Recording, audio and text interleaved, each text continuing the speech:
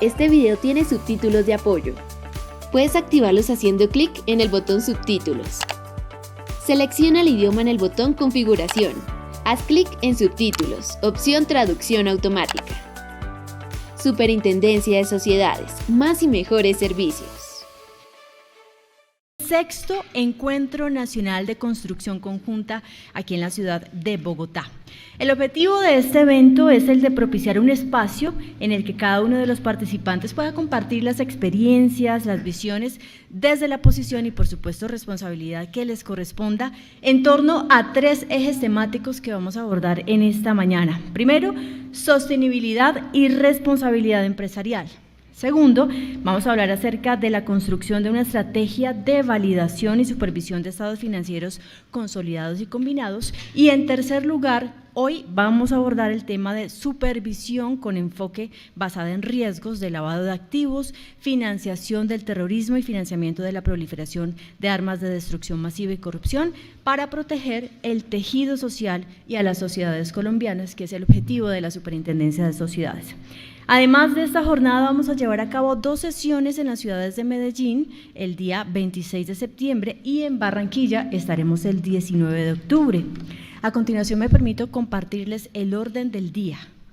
Primero, saludo de instalación por parte del señor Superintendente de Sociedades, doctor Billy Escobar Pérez. También tendremos el saludo de instalación de la Universidad Pontificia Javeriana a través de Claudia Mateos, directora de posgrados en Ciencias Sociales. En tercer lugar, vamos a llevar a cabo la exposición del primer eje temático, sostenibilidad y responsabilidad empresarial. Luego, les cuento un poco la dinámica, vamos a tener un conversatorio en las mesas de trabajo ya dispuestas. Hacia las 10 de la mañana haremos un breve receso y retomaremos a las 10:30 con el segundo eje temático, construyendo una estrategia de validación y supervisión de estados financieros consolidados y combinados. Luego tendremos otro conversatorio, a las 12 del mediodía haremos un breve break para el almuerzo y a las 2 de la tarde vamos a retomar con el tercer eje temático, que es prevención de riesgos de lavado de activos, financiación del terrorismo y financiamiento de la proliferación de armas de destrucción masiva y corrupción. Posteriormente haremos el correspondiente conversatorio de este tema. Y hacia las 4 de la tarde vamos a presentar las conclusiones y la clausura de este evento. Quiero agradecer nuevamente a todos su presencia en este lugar y por supuesto a los integrantes de la mesa principal que nos acompañan hoy, el delegado de Supervisión de Asuntos Económicos y Societarios, el doctor Jorge Cabrera, por supuesto Paola Molano, que es directora de Informes Empresariales y Estudios Empresariales, también nos acompaña Mauricio Español, coordinador del Grupo de Análisis y Regulación Contable, y por parte de los directivos de la universidad saludamos a la doctora Claudia Mateus. Quiero invitarlos por favor a que nos coloquemos en pie, vamos a entonar las notas del Himno Nacional de la República para dar inicio de manera formal a este evento.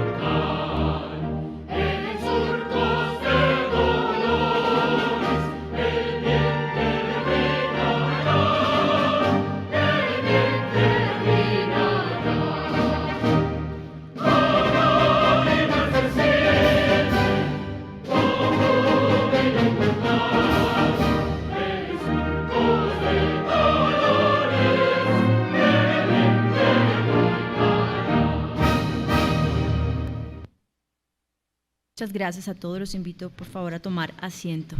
Para la Superintendencia de Sociedades es muy importante y la estrategia que viene implementando bajo esta administración es el acompañamiento y el apoyo permanente a todos los empresarios. A continuación damos paso a un saludo muy especial de nuestro Superintendente de Sociedades, doctor Billy Escobar Pérez.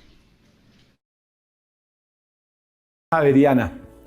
Desafortunadamente no los puedo acompañar en el día de hoy de manera presencial, puesto que tendré que estar en la ciudad de Riohacha atendiendo una situación empresarial y social de última hora. Pero quiero decirles que estamos trabajando fuertemente en los temas que nos convocan en el 6º Encuentro Nacional de Construcción Conjunta. Y por supuesto, este encuentro de construcción conjunta es una apuesta muy importante de las universidades, aproximarse al sector real. Es una queja mía incluso, yo que vengo del mundo de la academia, es una queja de muchas universidades que se distancian de la realidad del país, de la realidad de sus países, porque digamos que es un pecado universitario universal, y hoy en día sí que la sociedad en general reclama la presencia de las universidades, que la universidad tenga una mayor interacción con las empresas, con la sociedad, con los trabajadores, para de esta manera, en esa aproximación, construir programas pertinentes que tanto llama la atención el sistema de la educación superior en nuestro país. En el día de hoy vamos a tocar temas importantísimos que tienen que ver con las empresas y que en el fondo hace que sean más eficientes, que sean más reconocidas, que sean más rentables incluso. Temas como la sostenibilidad y la responsabilidad empresarial, temas como construir una estrategia de validación y supervisión de los estados financieros consolidados y los estados financieros combinados. También todo el tema de la prevención de riesgos y en especial lo que tiene que ver con la corrupción. Para nadie es un secreto que una de las estrategias de esta superintendencia es aproximarse al sector real, aproximarse a las empresas, aproximarse a las problemáticas, salir de mi oficina, ir a las distintas ciudades del país, ir a las regiones, llegar a las universidades, porque nosotros creemos válidamente que la mejor estrategia de servir a Colombia y de servirle a las empresas es la prevención, es la orientación, es el acompañamiento, más que esa visión tradicional que se tenía de la superintendencia como un ente de vigilancia y de sanción o que incluso a veces juzga. No, la apuesta de nosotros hoy en día es prevenir, la apuesta de nosotros hoy en día es acompañar de la mano de instituciones tan importantes como la Universidad Javeriana para que podamos llegar al mayor número de empresas del país. Son casi 2 millones de empresas que nosotros supervisamos, desde las más pequeñas hasta las más grandes. También quiero hacer ver eso y quiero que también entendamos que la apuesta por la transparencia, por la honestidad, son componentes fundamentales para la eficiencia y sostenibilidad del empresariado colombiano. Muchísimas gracias y aprovechen al máximo este escenario de la academia. Colombia, potencia de la vida.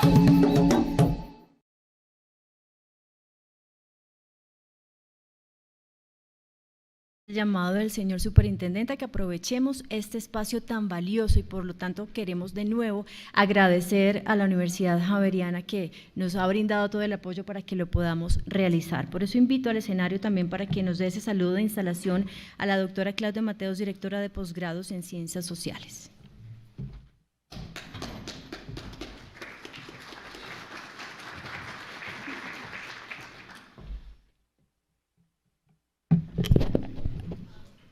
Bueno, muy buenos días.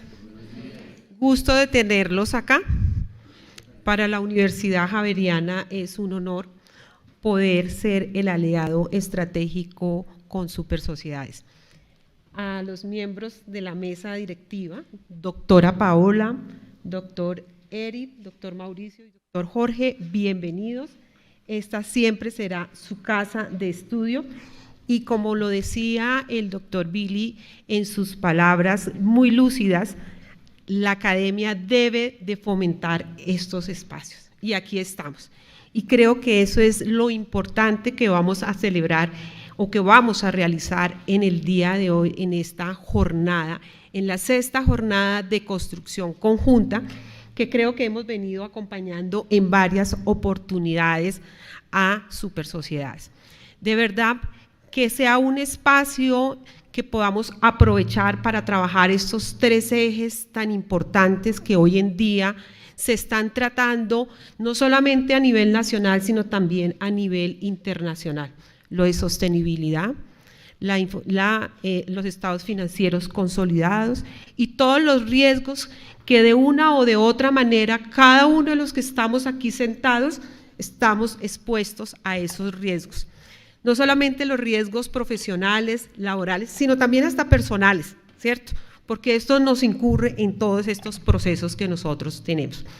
De verdad que este espacio que se está brindando desde las mesas de trabajo es para que cada uno de ustedes pueda exponer desde las organizaciones, desde la representación que cada uno trae en este momento y pueda surgir un excelente trabajo de recopilación de información, como siempre lo ha hecho la Super, de poder tener unos informes, de poder responder también a las necesidades.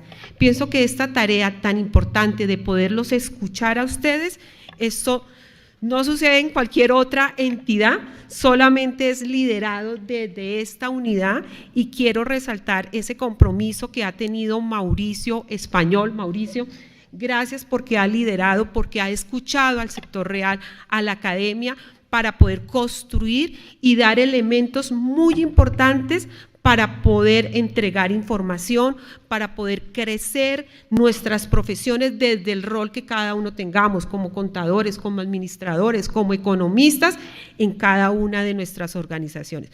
Por eso nosotros, que ya estamos aquí comprometidos, tenemos que seguir generando confianza en nuestras organizaciones para que los modelos de gestión funcionen y sean cada vez más sostenibles. Recuerden que nosotros no solamente entregamos información financiera, sino también no financiera. Y creo que uno de los ejes transversales que vamos a trabajar es ese, que tanto nos está preocupando y que hoy nos lo está pidiendo las organizaciones, nos lo están pidiendo los stakeholders, los inversionistas, y creo que este es el espacio de poderlo construir y generar un modelo para seguir adelante respondiendo a organizaciones sostenibles.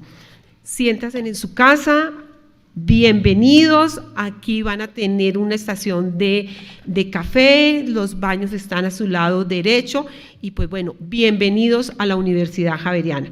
Muchísimas gracias, Supersociedades, por siempre contar con nosotros.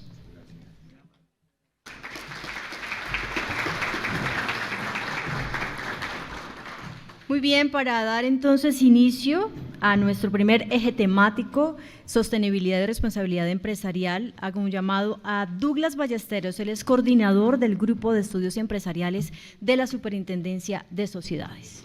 Exposición eje temático 1, sostenibilidad y responsabilidad empresarial. Buenos días para todos. ¿Sí se escucha bien? Sí.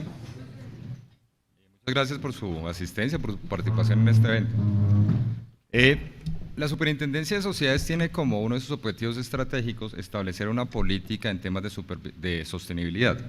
Entonces, pues este tema de sostenibilidad realmente en el país es bastante reciente. Entonces, el grupo de estudios económicos que yo coordino, pues dijimos, hombre, hagamos una pequeña investigación para mirar cómo están las prácticas de sostenibilidad en el tejido societario. Entonces, todos saben que nosotros tenemos más o menos una muestra para este año de 33.000 empresas, que son las empresas que nos reportan información financiera y no financiera, y pues simplemente lo que hicimos fue hacer una encuesta y pues le preguntamos a estas empresas que nos reportan información financiera unos temas sobre sostenibilidad. Entonces, ese fue como la motivación de nuestro grupo y de este trabajo que les vamos a presentar es mirar, o sea, hacer un pequeño estado del arte de cómo están los temas de sostenibilidad o qué prácticas de sostenibilidad en la actualidad están manejando las empresas.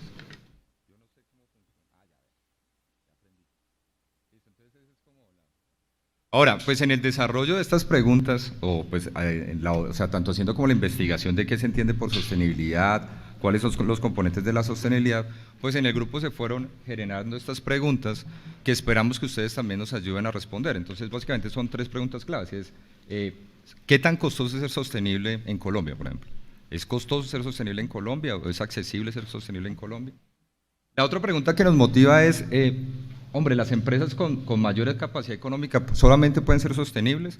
Entonces, si uno mira algunas estadísticas o algunos, no sé, como indicadores que se calculan, siempre se observa que son empresas que tienen grandes tamaños las que están como involucradas en temas de sostenibilidad o que tienen algunos como sellos o como acciones en temas de sostenibilidad. Entonces, la pregunta que surge es, ¿solamente si uno es una gran empresa puede llegar a ser sostenible? Y la tercera pregunta que nos generamos en este camino de hacer una política de supervisión en temas de sostenibilidad es si las empresas solamente buscan ser sostenibles por regulaciones del sector. Entonces, sí, o sea, las empresas dicen, bueno, yo me vuelvo sostenible o empiezo a trabajar en temas de sostenibilidad solamente porque una norma que me obligue a ser sostenible, tener unos comportamientos de sostenibilidad, o se pueden generar otros incentivos que permitan que las sociedades, digamos de manera voluntaria, pues acepten como incluir, o sea, como empezar este camino en temas de sostenibilidad. Entonces, ahora sí, ya sin más preámbulos, como los resultados de la encuesta. Entonces, perdón.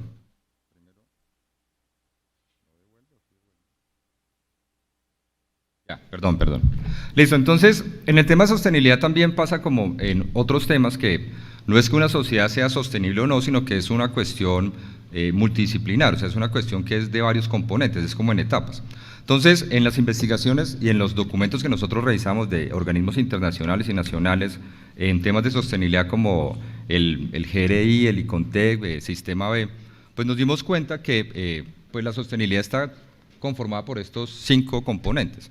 Entonces, hablamos del componente de básicas, que ahí generamos 7 preguntas, el componente de gobernanza, que generamos 10 preguntas, el ambiental, que generamos otras 10 preguntas, el social 3 y el financiero 6. Ahora, ¿qué tenía más o menos cada componente o cuáles eran las preguntas que marcaban cada uno de los componentes? Entonces, por ejemplo, en el componente de básicas. Entonces, en el componente de básicas simplemente lo que queremos analizar era cuáles son las prácticas en materia de sostenibilidad que están adelantando las sociedades actualmente. En el tema de gobernanza lo que miramos era cuáles son las prácticas de gobierno corporativo, responsabilidad social, ética empresarial, temas de soborno que están adelantando en la actualidad las sociedades. En el tema ambiental analizamos los temas de qué tan interesada está o qué tantas acciones hace la sociedad para mitigar el impacto ambiental que genera en el desarrollo de su operación.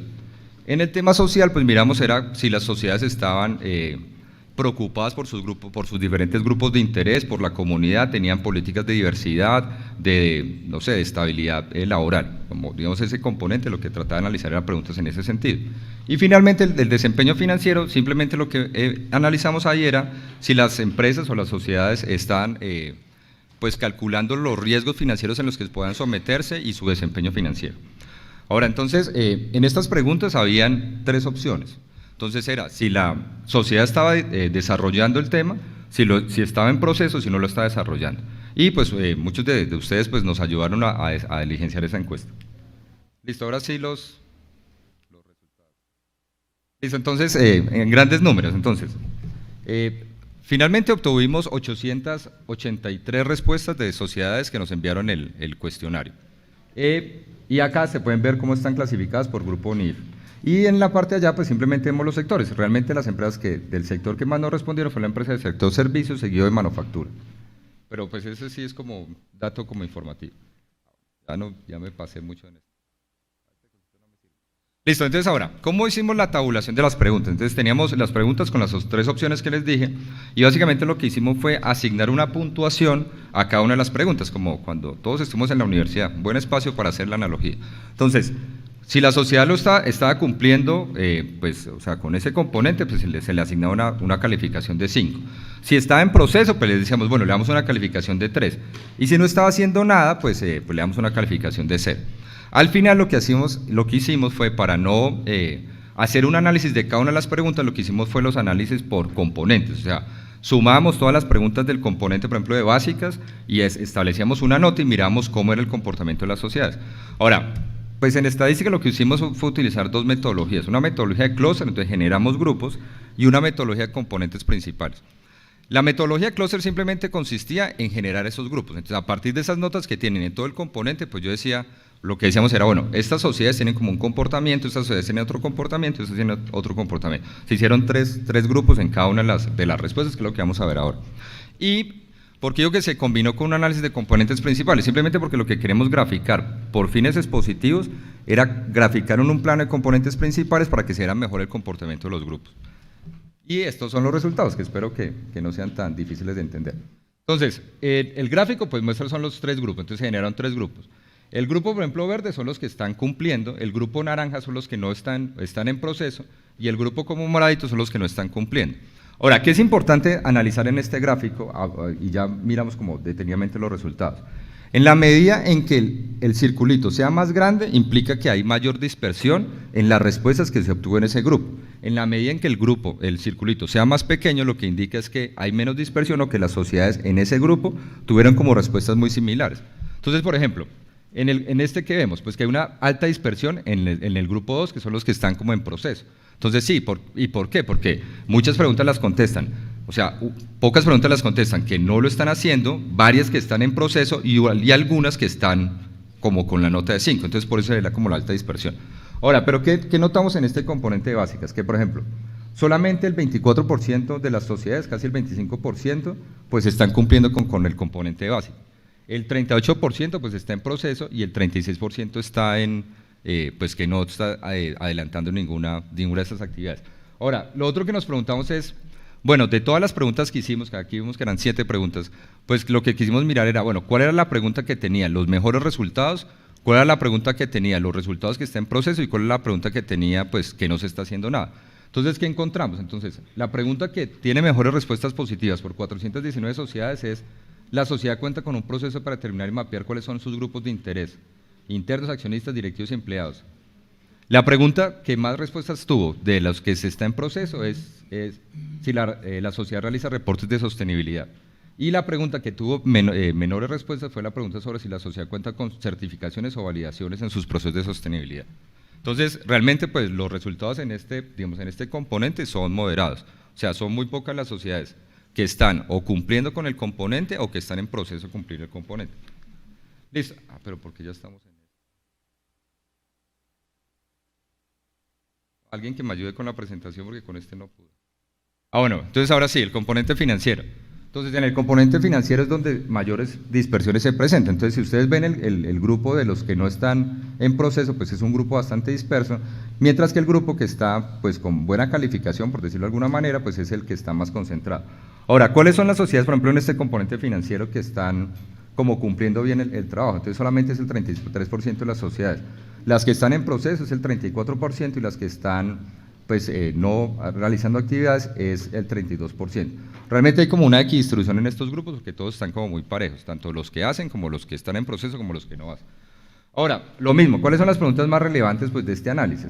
Entonces, son esas 3 preguntas. Entonces, las preguntas que mejor respuesta positiva tuvo fue si se monitorea frecuentemente la salud financiera de las sociedades, con 740 sociedades, que pues es un número bastante alto porque es como el 80%. Entonces, uno lo que observa en esto es que las sociedades sí están interesadas en eso. Listo, la pregunta que tuvo como el proceso es si la sociedad mide el desempeño financiero relacionado con responsabilidad social. Entonces es interesante observar una cosa, y es que la mayoría de las sociedades sí analiza la salud financiera de su sociedad, pero no analiza esa salud financiera frente al tema de responsabilidad social. Entonces, ¿qué es interesante? O sea, sí me interesa, pero esta parte financiera, pero esta otra parte no es como de mi mayor preocupación. Y la última pregunta que tiene peores resultados es si la sociedad realiza inversiones en proyectos con impacto ambiental y social. Ahí sí estamos como un poquito mal ahí con eso. Listo, ya finalmente los componentes, Dios mío, los componentes de gobernanza. Entonces, en el componente de gobernanza, por ejemplo, se tienen buenos resultados para el grupo que está cumpliendo. Que recuerden que este componente es el tema de todos los temas de responsabilidad social, ética empresarial y temas de prevención de soborno. Entonces, acá, por ejemplo, se tienen buenos resultados, que es el 48% de las sociedades están cumpliendo con este componente de gobernanza. Entonces, pues se ve que las sociedades han pues adelantado esfuerzos para cumplir con este componente. Y las preguntas, por ejemplo, que solo quiero detenerme en el tema de las preguntas más relevantes, pero las positivas, y es que la sociedad promueve el respeto a la ética en los negocios, competencia leal y previene la corrupción y el lavado de activos y financiación del terrorismo, que es más de un 80% de las sociedades que contestaron como bien esa pregunta. Y en el último, en el componente ambiental, pues creo que este es de los componentes que pues está como más flojito. Entonces, ¿por qué? Porque solamente el 24% de las sociedades está cumpliendo con el componente ambiental. La pregunta que más respuestas positivas tiene es si la sociedad realiza actividades en pro del cuidado del medio ambiente. Entonces, sí, digamos, hace muchos años se han implementado como sistemas de gestión ambiental y se cumplen como con ciertas cosas en temas ambientales. Entonces, ya tenemos mayor cultura con temas de reciclaje, con temas de, pues, sí, de separación desde la fuente. Pero creo que lo que nos muestra esta encuesta es que lo que no estamos haciendo correctamente es midiendo el impacto de nuestra actividad societaria, ¿sí? Muchas veces ni los consumidores pueden, o sea, medimos ese impacto. O sea, yo digo, bueno, yo tengo un comportamiento de consumo, yo nunca me siento a pensar ese comportamiento que yo tengo de consumo, qué tanto impacto genera en el medio ambiente. Y creo que las sociedades, pues, y esto no lo muestra, es que también estamos como quedados en ese tema. En el último componente, que es el componente social, también tiene como respuestas entre buenas y irregulares. Entonces, solamente el 30% de las sociedades como que muestra que está cumpliendo bien con este componente y el 44% muestra que está pues relativamente en proceso este componente social. Ahora, acá sí se observa es que hay mucha dispersión en el grupo de menores resultados. Y mientras que el grupo que está cumpliendo, que es el moradito, pues sí está como bastante compacto. Entonces, en esto las sociedades tienen como un comportamiento compacto, aunque son pocas sociedades, pero tienen un comportamiento como homogéneo. Y la pregunta relevante, positiva, es si la sociedad tiene implementado el sistema de gestión de seguridad industrial y salud ocupacional. Entonces, sí, en esto se han hecho pues, un gran esfuerzo en el país en mejorar esos temas y pues, acá hay esa correspondencia. Listo, entonces esta es como la distribución de los componentes y al final lo que nosotros hicimos fue plantearnos 3 hipótesis y tratar de, a partir de nuestra encuesta, poder pues contestar esas hipótesis o mirar si podemos contestar esas hipótesis. Entonces, la primera hipótesis que hicimos es a mayor tamaño, mejores prácticas o mejor comportamiento de sostenibilidad. La segunda es si el sector, por su operación, presenta mejores prácticas. O sea, si hay una distinción entre los diferentes sectores de la economía y cómo es su comportamiento en prácticas de sostenibilidad. Y el tercero, si debe existir una correlación positiva entre algunos componentes.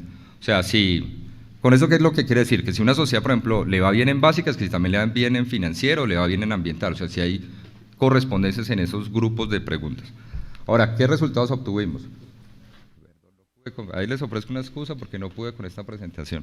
El cosito no funciona. Bueno, después de hacer esto 10 veces, tal vez me funcione mejor. Listo, entonces vean, la primera pregunta es si a mayor tamaño hay mejores prácticas de responsabilidad social. Lo que nos muestran los datos es que sí. Entonces, el grupo 1, o sea, acá en esta gráfica lo que hicimos fue mirar como todo el comportamiento. Entonces hicimos como una nota general de todos los componentes y sacamos una nota general y digamos les dimos una calificación a las sociedades que nos contestan de sostenibilidad. Y esta es la distribución pues de esas notas. Ahora, y está por grupos. Entonces está el grupo 1, el grupo 2, el grupo 3, que son los grupos de NIF. Ahora, ¿qué es lo que se observa? Que el grupo 1 es el que mejor resultados tiene a nivel general. Entonces, el 40% de las sociedades del grupo 1 sí están cumpliendo con todos, como en promedio, están cumpliendo con todos los componentes de responsabilidad. Entonces, este resultado nos hace pues, pensar inicialmente que sí existe una correlación entre el tema de tener prácticas de sostenibilidad y el tamaño de la empresa, porque acá lo que se observa es que a mayor tamaño de empresa tienen mejores prácticas de sostenibilidad en todo el tiempo. Listo, acá se presentan temas por sectores, entonces lo que quisimos analizar es la siguiente hipótesis, si los sectores presentan, hay diferencias en el desempeño por sectores, y lo que encontramos es que sí. Entonces, por ejemplo, el sector minero energético tiene mejores prácticas de sostenibilidad que, por ejemplo, el sector agropecuario. Entonces, si hay lo que tenemos en nuestros datos, lo que tenemos es que si hay una relación entre el sector y las prácticas de sostenibilidad que tienen las sociedades. Y finalmente lo que hicimos fue hacer unas correlaciones entre un grupo de preguntas. Entonces, en este grupo de preguntas, pues eran preguntas que ustedes contestaron. Entonces, por ejemplo, acá correlacionamos estas preguntas de sostenibilidad con estas preguntas de gobernanza. Y lo que encontramos es que la correlación entre estos dos grupos de preguntas realmente es bajo, porque es del 60%. Entonces, pues recordemos que una correlación es alta cuando es mayor del 70-75%. Entonces, acá tenemos una correlación baja entre las preguntas estas 3 preguntas de sostenibilidad y las preguntas de gobernanza. Ahora, frente a estas preguntas de gobernanza y el desempeño financiero, la correlación es mucho más baja, es del 42%. Y finalmente en las de, ambiental, en la ambiental y social, la correlación es baja, que es del 49%. Ahora, teóricamente uno lo que espera es que haya una correlación en este grupo de preguntas, o sea, teóricamente se espera que pues, las sociedades tengan comportamientos consistentes. Si tienen prácticas de sostenibilidad, entonces también van a tener prácticas sociales o prácticas ambientales, se espera consistencia. Entonces, digamos, la falta de correlación se puede ver a dos razones. Entonces, la primera es que se hizo un mal diligenciamiento en la encuesta, que no esperamos que sea ese caso, y la segunda es que quienes diligencian la encuesta no tienen como un panorama general de todo el proceso. Entonces, y eso pasa mucho en las organizaciones, yo puedo saber de una parte o de unos procesos y no puedo conocer de otros. Sin embargo, para tener una conclusión pues, definitiva sobre este tema, sí requerimos más información.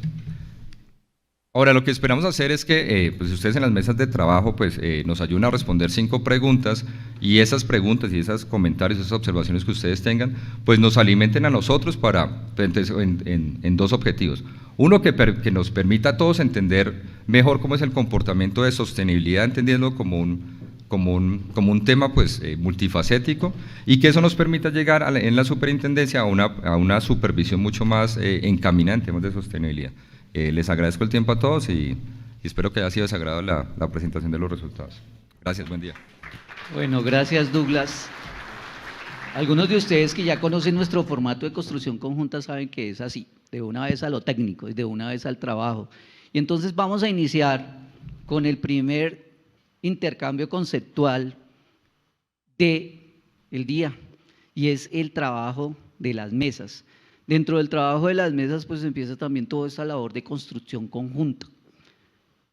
Dentro de ello, vamos a ver que nosotros tenemos aquí en los grupos interdisciplinarios, y en la medida en que ustedes fueron llegando, pues estamos distribuidos en varias mesas, 8 integrantes, y lo primero que vamos a hacer es escoger una persona que va a ser el relator.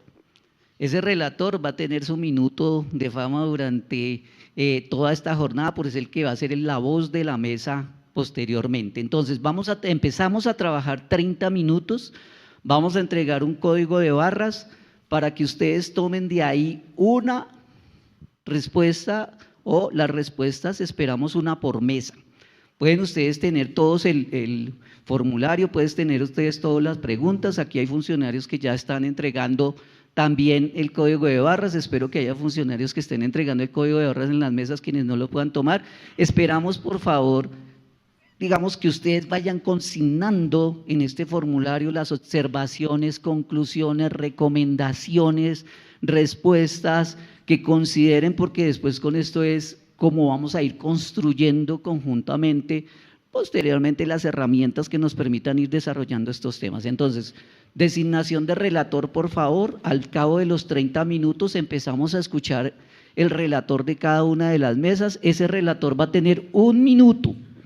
Ese minuto no va a ser para exponer todo lo que discutimos en las mesas, todas las conclusiones, todas las recomendaciones, sino una apreciación general del trabajo que se acaba de hacer. Exposición Eje Temático 2. Construyendo una estrategia de validación y supervisión de estados financieros consolidados y combinados.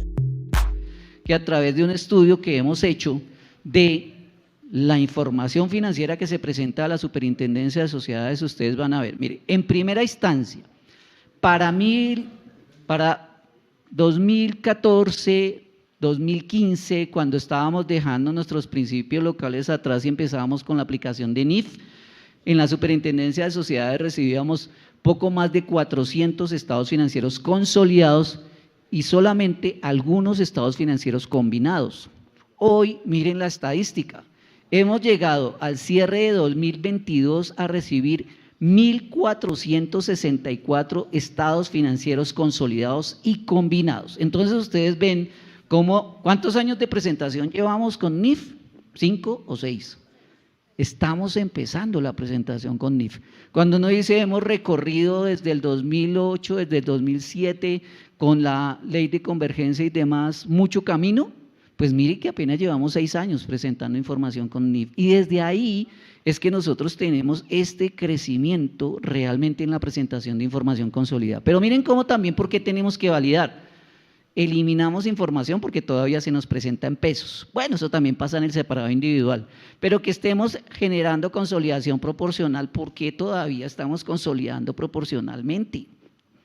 Aquí Wilmar es presidente del Consejo Técnico, casi que se sorprende. No nos desgarremos vestiduras, pero todavía encontramos consolidación proporcional. ¿Y por qué en varios grupos? Y no estamos hablando de grupos pequeños. De una vez les digo, después van ustedes a ver el ranking y van a ver que hay grupos muy importantes, no estamos hablando de grupos pequeños. ¿Por qué todavía se presentan subconsolidados? Cuando es un grupo, una matriz, una controlante, un consolidado, ¿por qué recibimos de un grupo 5, 6, 7, 8 consolidados? Entonces, ¿por qué estamos subconsolidando si nosotros requerimos un solo estado financiero consolidado? Después de que hacemos esta depuración, empezamos a trabajar con una muestra de 1.446 estados financieros consolidados o combinados. Recuerde que ese combinado se vuelve muy importante y ustedes van a ver cómo lo vamos a ir trayendo a colación como cada vez más importante. Tipo de controlante, matriz o controlante. Matriz o controlante en Colombia, persona jurídica, 1015. Matriz o controlante, persona jurídica extranjera, 297 entidades del exterior como matrices o controlantes presentando información financiera de este tipo. 131 personas naturales como matriz o controlante. Todos los que están tomando fotos, quiero decirles que toda esta presentación y todo el material que hay aquí lo van a tener a través de la página tenemos un micrositio de construcción conjunta y todo este material va a estar a su disposición y va a ser para ustedes, solo los que vinieron a construcción conjunta.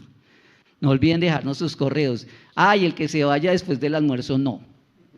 De una vez les cuento, y el que se fue después del break, menos. Y certificado íbamos a entregarlo ya, pero los vamos a entregar mañana. Bueno, entonces, miren aquí la importancia de lo que tenemos, personas naturales. 131 personas naturales, no sé si serán lo que yo llamo los verdaderos dueños del país, personas naturales. Pero también tenemos control conjunto. Este control conjunto apenas aparece en 3 matrices o controlantes. Recuerden que el control conjunto no es el control conjunto de NIF, y eso lo podríamos discutir con los consejeros que están aquí, y exconsejeros y demás, pero este control conjunto es el control conjunto societario, el control conjunto que se deriva de lo que está establecido en el artículo 260, 261 del Código de Comercio, que es una matriz plural. Para hacerlo más entendido, es el control conjunto, por ejemplo, de las familias. Papá, mamá y los hijos controlan conjuntamente un conglomerado y ustedes empiecen a pensar en qué familias son los verdaderos dueños del país. Entonces aquí están esas estadísticas, pero también tenemos en matriz colombiana, vamos a pasar, y ese link también lo tienen ustedes, es el link que nos permite hacer, o es la herramienta que nos permite hacer supervisión. Vamos a ver también cómo están distribuidas todas las matrices en Colombia. ¿Cuántas matrices o controlantes personas jurídicas tenemos en Bogotá? 438. Siempre en toda la información que presenta la superintendencia y demás entidades vamos a tener más en Bogotá. ¿Por qué? Porque todos estratégicamente tienen su domicilio en Bogotá. No es que Hidrocarburos tenga toda su operación en Bogotá, ¿sí? No es que todos los sectores manufactureros y comerciales y demás tengan supervisión en Bogotá, sino que prefieren tener su domicilio en Bogotá, por eso es que tenemos más en Bogotá, pero también tenemos Antioquia, Valle del Cauca y Cundinamarca con una presencia importante, ¿sí?, en cada uno de estos aspectos. También hemos generado la información para ver cómo están las matrices del exterior. Las personas jurídicas del exterior que son matrices o controlantes en Colombia, que deberían presentar estado financiero combinado, ¿no? Porque ese es el concepto, vamos a ver si eso es así. Miren cómo España, España está en primer lugar y curiosamente en los últimos años ha subido hasta llegar al primer lugar. Es curioso, ¿no? ¿Por qué España ahora es el preferido? ¿Por qué desde España tenemos matrices o controlantes y por qué todos los años tenemos más matrices o controlantes? ¿A alguien le preocupa? ¿Serán cosas tributarias? ¿Serán cosas estratégicas? ¿Qué estará ocurriendo? Porque España es el favorito ahora para que sea la matriz o controlante. Superó a Panamá, por lo menos en la información que presentamos en la Superintendencia de Sociedades, pero también tenemos una participación importante en Estados Unidos. Y podemos bajar y son cantidad de países realmente los que tienen inversión en Colombia. Tenemos hasta Arabia Saudita y Emiratos Árabes reportados con negocios petroleros en Colombia y ellos son las matrices o controlantes de algunas entidades que están en Colombia y están reportando la información financiera como conglomerado. Allí está Arabia Saudita, tenemos un combinado desde Arabia Saudita, también desde otros países del mundo. Volviendo a la presentación, Franklin, sigamos haciendo este recorrido y llamando la atención sobre algunas particularidades. Yo les decía aquí el crecimiento exponencial que hemos tenido en la preparación y presentación de información consolidada y combinada, no solamente desde el 2020, 2021, 2022, sino también en el último tiempo, esta circular externa, que seguramente algunas de ustedes la conocen, desde el año 2021 ha generado este plan de normalización de situaciones de control. Por eso sabemos que muchos grupos que antes no se habían registrado, no se habían declarado, hoy están registrados, hoy están declarados, y allí son muchos más de 3 los que tienen control conjunto, los que tienen la matriz plural. Entonces aquí, esta circular también ha generado ese efecto para que muchas compañías hayan ido allí a la Cámara de Comercio a hacer un adecuado registro. Actividad económica de las matrices o controlantes. Tenemos muchas holding, y eso digamos que es para la discusión, es todo lo que ustedes vean. ¿En qué sector o en qué subsector uno esperaría que tuviéramos el SIUC o ubicadas las holding? En el sector de servicios, en el subsector de la actividad financiera, ¿cierto? Pero no, todos están teniendo casi, aquí tenemos una o dos, pero casi que todas las matrices o controlantes están en los sectores en donde se está desarrollando su actividad o la actividad del grupo. Y entonces, no solamente en servicios tenemos 759, sino que tenemos también matrices o controlantes manufactura, comercio, construcción, agricultura y minero. Todos los macrosectores tienen matrices o controlantes. ¿Quién indica esto también? Cuando se presentaba el informe de las 1000 por parte de la Superintendencia de Sociedades, si ustedes lo conocieron o lo pueden conocer también a través de la página, se dieron cuenta que hicimos algo como un valor agregado este año en ese informe y nos dimos cuenta que el 70% de las compañías que se presentaban en el informe de los 1000 pertenecían a conglomerados con los mayores ingresos, pero también nos dimos cuenta que muchas de estas compañías tienen grupo empresarial, unidad de propósito y dirección, que precisamente están en los sectores manufacturero, comercio en su mayoría. Y allí está su matriz de controlante porque son grupos empresariales que cumplen este objetivo de o unidad de propósito y dirección y así están registrados en Cámara de Comercio. Ahora, algo que debe generar también reflexión. ¿Cómo se ve la aprobación por máximo órgano social de la información financiera consolidada? Tengan en cuenta que aquí somos todo un grupo de profesionales trabajando aquí. Vamos a decirnos verdades. Se prepara y se presenta el estado financiero consolidado, que es obligatorio y de propósito general, y se lleva al máximo órgano social para su aprobación o improbación. Es obligatorio y es una obligación de ley. Lo estamos haciendo en reunión ordinaria, en la misma reunión ordinaria en el que estamos aprobando el separado para distribuir dividendos, o estamos después haciendo otra reunión, o lo estamos dejando ahí coladito en el acta cuando se nos olvidó, ay, se nos olvidó que sí lo habíamos aprobado y pidió el acta a la super. Esa superintendencia que hoy no está acá, porque estamos hablando sobre eso, ¿cierto? Y entonces, mire, el estado financiero consolidado es de propósito general, obligatorio, con NIF, toda la rigurosidad de NIF, toda la rigurosidad del Código de Comercio y de la Ley 222. Entonces, ¿aquí qué tenemos? Sí, en su mayoría fueron los estados financieros consolidados, aprobados, digamos, algunos dijeron que no se habían reunido y en su mayoría están aprobados. El estado financiero combinado es un estado financiero de propósito especial. ¿En dónde está la obligación de hacerlo? ¿Qué nos obliga a hacer el estado financiero combinado? ¿Quién se atreve? ¿Quién?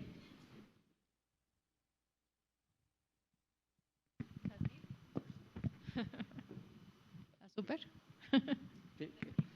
Que la super. ¿Por qué preparamos y presentamos estado financiero combinado en Colombia? Porque una entidad de supervisión lo requiere. ¿En dónde está la obligación de prepararlo y presentarlo al máximo órgano social como está en la Ley 222, el consolidado? No hay. ¿Cómo está regulado el estado financiero combinado? Para los puros que hicieron, lástima no está el doctor Bermúdez hoy acá, pero él me podría dar una respuesta. Para los puros contables que conocieron el 2160 de 1986, ¿quién estudió? ¿Quién es contador acá? ¿Quiénes estudiamos con el 2160 de 1986? No, Wilmar, levanta la mano. No me dejen solo. 2160 de 1986 y 2649 del 93. Mire, no. Bueno, ¿y quién es con NIF? Ay, no. Ahorita hablamos del 77. Hablemos de los principios legales en Colombia, los principios legales. El 2160 era la única disposición de orden legal que tenía la definición de estado financiero combinado. Importante que estuviera el doctor Bermúdez para que nos dijera por qué en el 2649 desapareció. Y nosotros hoy decimos, gracias, NIF, nos trajo la definición de estado financiero combinado, la que teníamos desde 1986. Los invito a que la vean, allá en el 2160. Porque es que como le damos palo a nuestros principios contables, ¿no? Ay, que ese 2160, que ese 2649, que ese 2650, el amado PUC.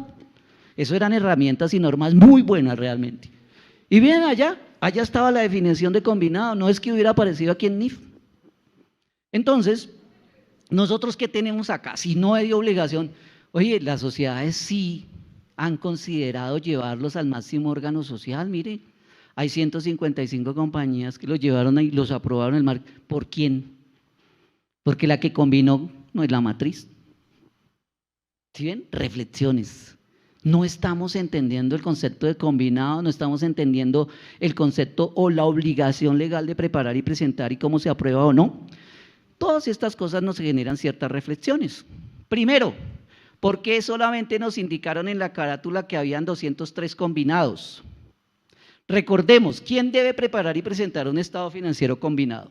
Un estado financiero combinado se debe preparar y presentar, de acuerdo con el requerimiento de supersociedades, no voy a discutir de manera general NIF, por todos los conglomerados que tienen matriz persona jurídica o natural en el extranjero, o matriz persona natural en Colombia.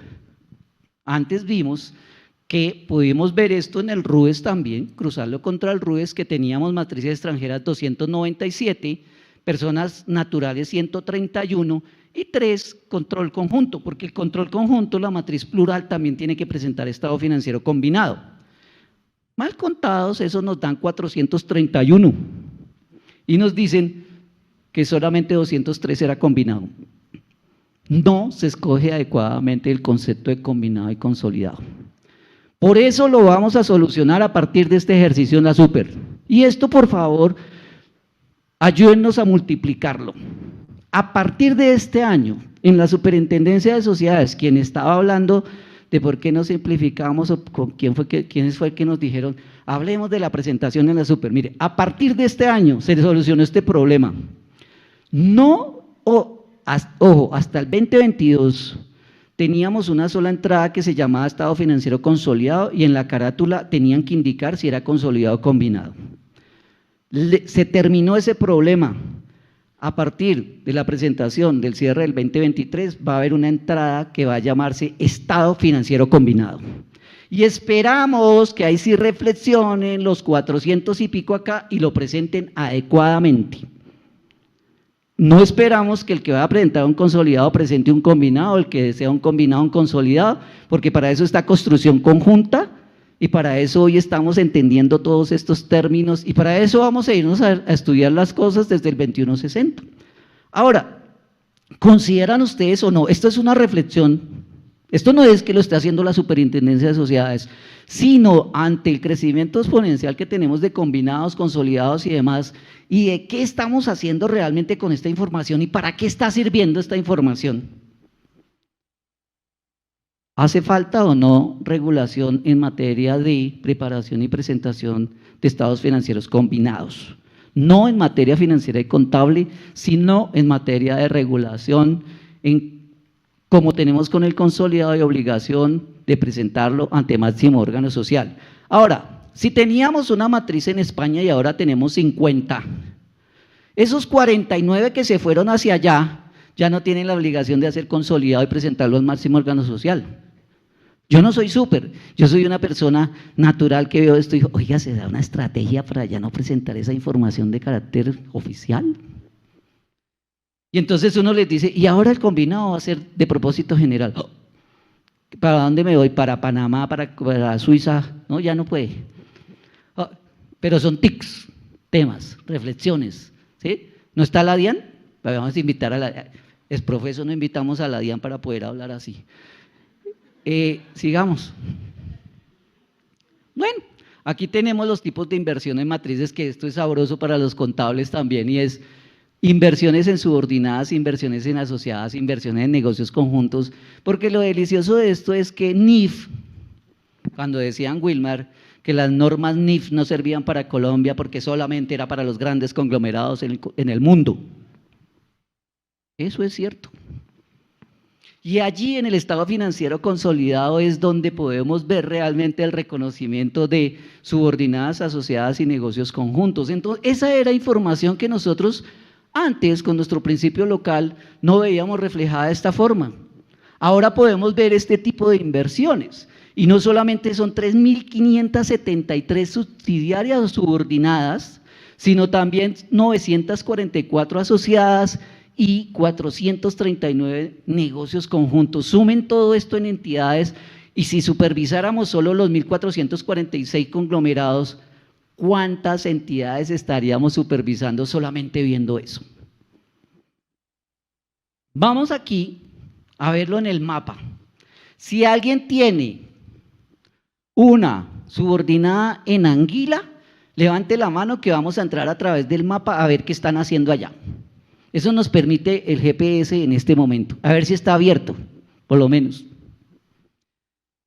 Miren el mapa de cómo están distribuidas las 3.573 subordinadas que tenemos reportado como inversiones que se tienen en el mundo.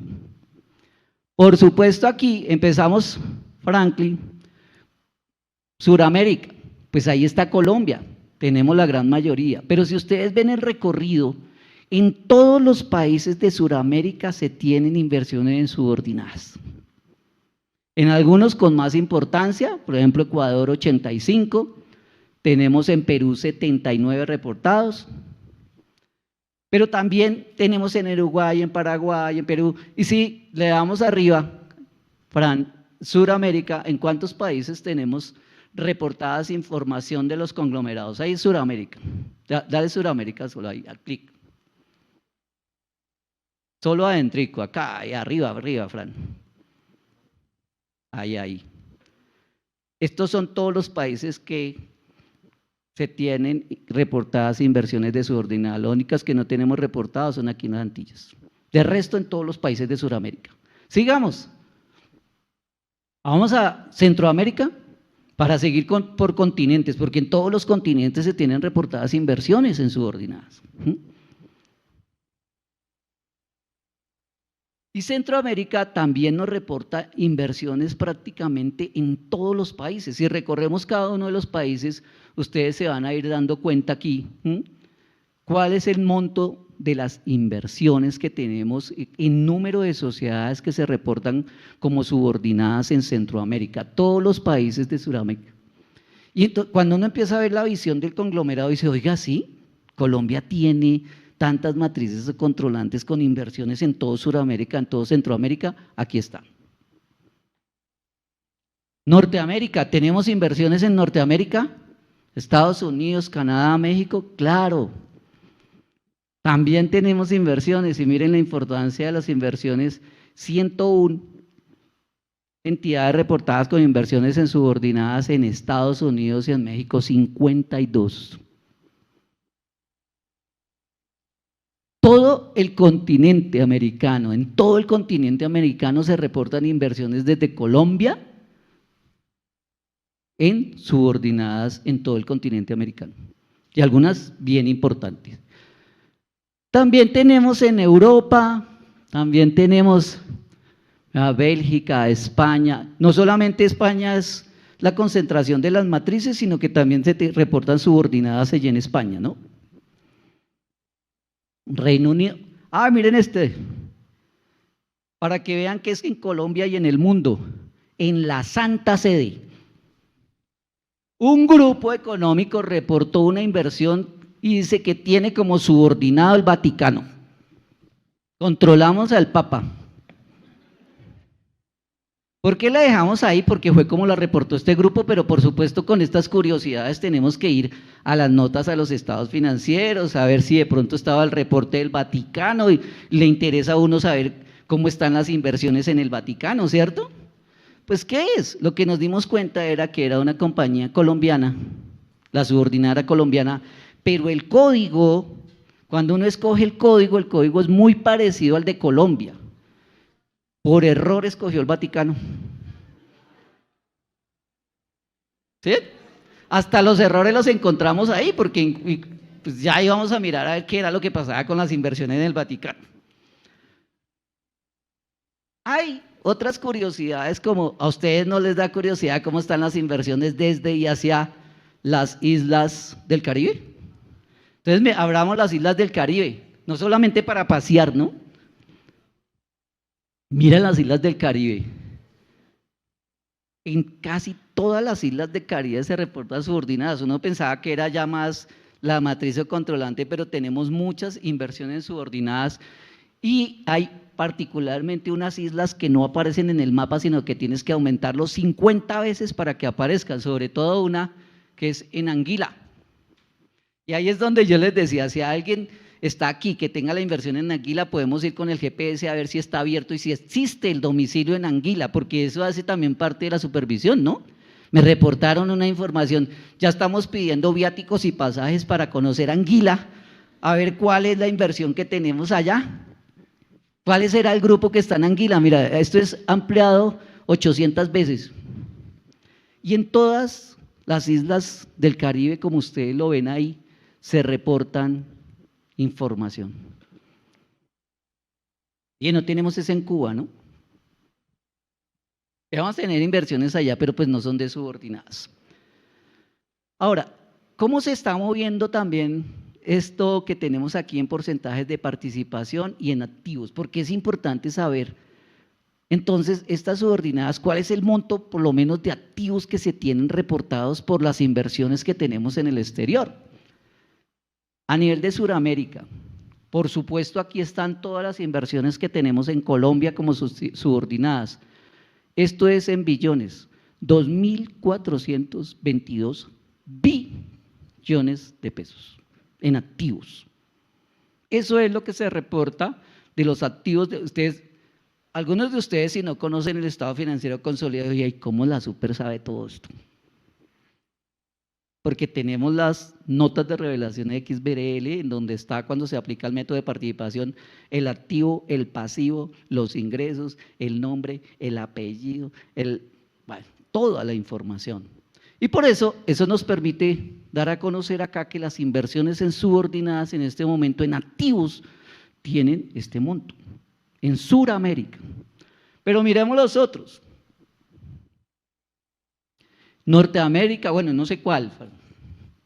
En las islas del Caribe, el monto de activos reportados está llegando a 13.1 billones de pesos. No es despreciable. O sea, ¿quién sabe cuántos reporta la inversión en Anguila? Pero son 13.1 billones de pesos en el monto de activos de las inversiones que se reportan en el exterior. Y así podemos seguir, y aquí ustedes van a encontrar en Centroamérica 12.7 billones, también importante. Norteamérica 5.8, digamos, billones de pesos. Europa 559.000 millones de pesos. Toda esta información va a estar a su disposición y van a tener este mapa. Van a tener el link y el mapa para que jueguen con el mapa. Y ahí sí empiecen a entrar con el Google Maps y miren todos esos domicilios y empiecen a ver si están. La Super no va a hacer eso, de mirar si el domicilio existe, si no existe, ¿sí? No vamos a ir a Panamá con el mapa a ver qué pasa con todas esas matrices, no. Solamente los vamos a dejar para que ustedes lo consuman. Adelante, Fran.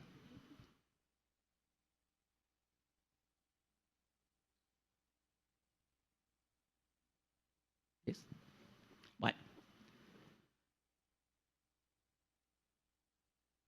Cantidad de asociadas según domicilio. Esto eran las subordinadas. Ahora, cantidades asociadas según domicilio, y eso también nos permite a nosotros saber, en el concepto de asociada, que ustedes ya saben contablemente que ahora es un concepto con NIF, ¿cuáles son las compañías que estamos reportando?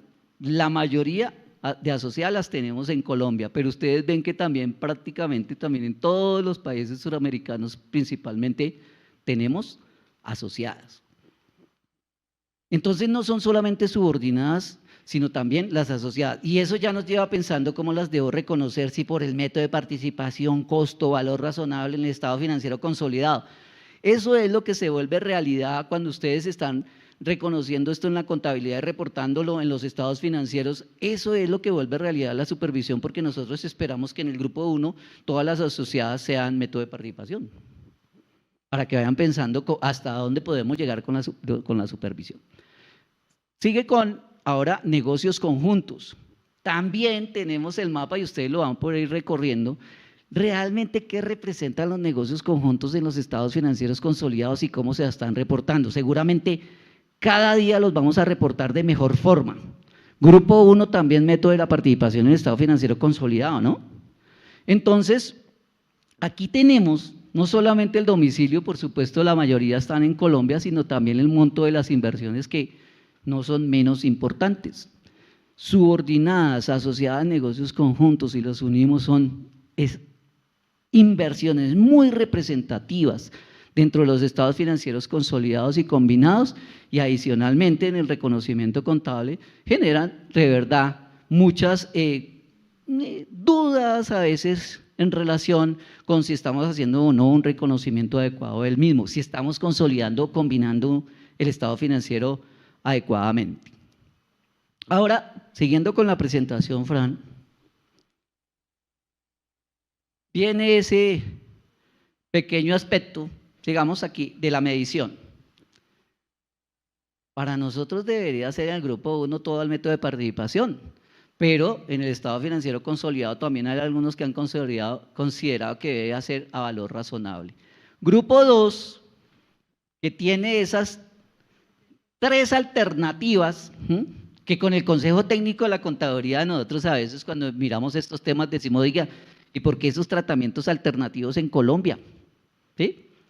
¿Por qué de pronto a veces no generar excepciones? Cuando estuvimos haciendo la discusión de pymes, y aquí está uno de los consejeros, consejero Cervera, bienvenido, discutíamos estas cosas también de las asimetrías que se presentan entre el grupo 1 y entre el grupo 2, y aquí está claro, mientras el grupo 1 en su información financiera todo lo presenta prácticamente al método de participación, el grupo 2 toma sus opciones, costo, método, valor razonable, y ahí se ven las asimetrías de reconocimiento y presentación. Esto en asociadas. Y en negocios conjuntos no es diferente. negocios conjuntos, método de la participación, y grupo 2 pues toma diferentes alternativas. No obstante, sí se ha tomado conciencia, Wilmar, de la aplicación del método. Y nosotros, desde la expedición de la guía Superintendencia de Sociedades de Consolidados, seguramente algunos de ustedes la conocen, hay una guía que se llama Preparación y presentación de estados financieros consolidados, combinados y aplicación del método de la participación. Siempre hemos referido el método, aun cuando pueda ser lo más complejo del mundo, como el método que muestra realmente la realidad económica, financiera y contable. Y aquí se está reflejando, creo que hemos ido logrando conciencia a través de ello. Bueno, aquí está como la representación de activos, pasivos, patrimonio de cada uno pues de esos consolidados 2021, 2022, también se las vamos a dejar para que ustedes tomen algunas reflexiones en aras del tiempo. Sigamos, Fran, vamos a referirnos a esto, no uno por uno, pero aquí ustedes tienen el ranking de los conglomerados. Aquí hay prácticamente más estados financieros combinados que estados financieros consolidados, y como les decía, cuando uno va a ver, son cada vez mayores los grupos muy importantes en Colombia. No estoy diciendo que necesariamente los que aparecen en el ranking, no quiero referirme, no queremos referir a cada uno de ellos, después ustedes o ahora mismo sacarán sus conclusiones en relación con el ranking que se está presentando aquí por activos, por ingresos operacionales de estos diferentes grupos, pero aquí muchos de estos grupos ya no son estados financieros consolidados, son estados financieros combinados. Ya no tienen matriz en Colombia, ya tienen matriz en el extranjero. Entonces, todo eso hace parte del análisis y seguramente de lo que vamos a tener hacia futuro.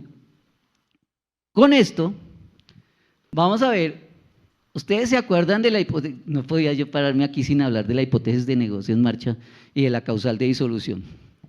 Eso es otro tema, no va a ser hoy y no se me van a sesgar.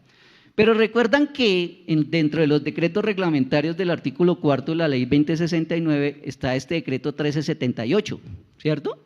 Que debemos aplicarlo obligatoriamente a los estados financieros de fin de ejercicio, y eso también hay que hacerlo con los consolidados. Pues nosotros lo hicimos a ver qué daba. ¿Y qué nos generó?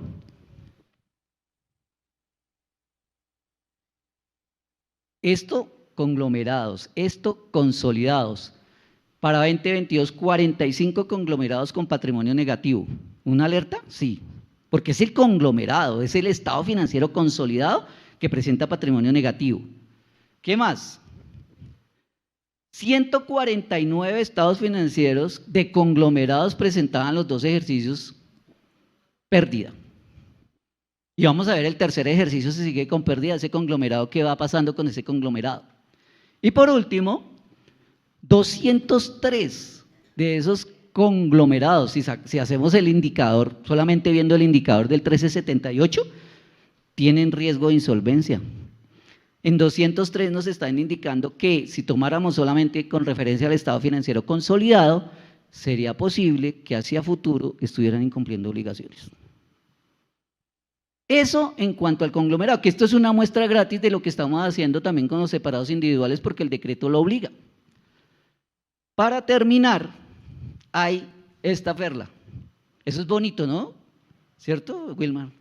Es bonito ver esto, cómo se ve reflejado lo de NIF y el valor de la plusvalía. Porque generalmente, pues, ¿dónde vemos la plusvalía? En el estado financiero, todo ese cuento de la plusvalía, y antes que teníamos el crédito mercantil y cómo se volvió plusvalía, solamente en el estado financiero consolidado lo podemos ver. Y entonces llegamos a que tenemos 126 compañías que nos están presentando en el estado financiero consolidado plusvalía. Y esa plusvalía está ascendiendo a 10 billones de pesos. Y si sacáramos 2 o 3 de esos conglomerados, tienen el 50% de la plusvalía, es decir que 2 o 3 grupos están mostrando entre 2 y 3 billones de pesos de plusvalía por adquisiciones. Interesante, ¿no? Y a veces a algún supervisor en el mundo le interesa, miremos a ver, ¿sí?